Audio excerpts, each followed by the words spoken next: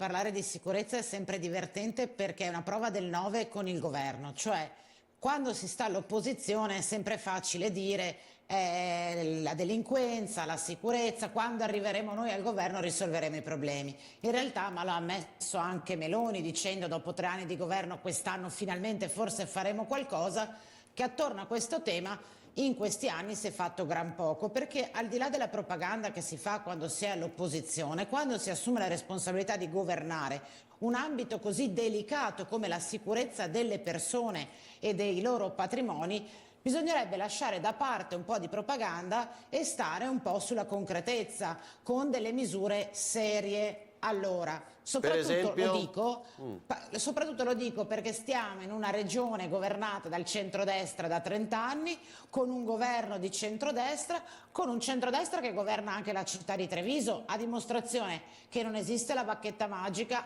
indipendentemente dalla parte politica. Allora, punto numero 1, eviterei di prendere in giro le persone.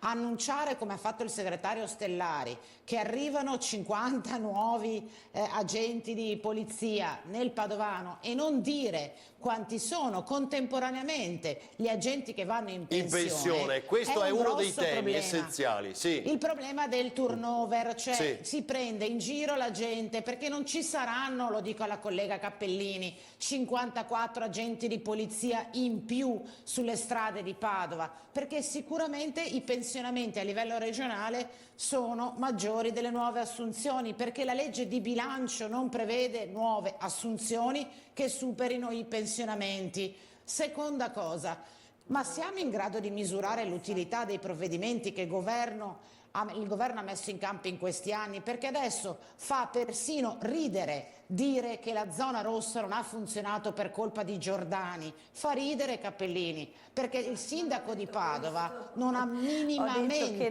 messo i bastoni. Se posso, io l'ho ascoltata, mi lasci parlare perché sono anche in collegamento e faccio fatica. Il sindaco Giordani semplicemente ha detto: figuriamoci se non sono d'accordo ad un maggior presidio del territorio, però forse Cappellini non l'hanno informata che il maggior presidio della zona rossa ha ad esempio implicato un minor presidio in tutte le altre zone della città.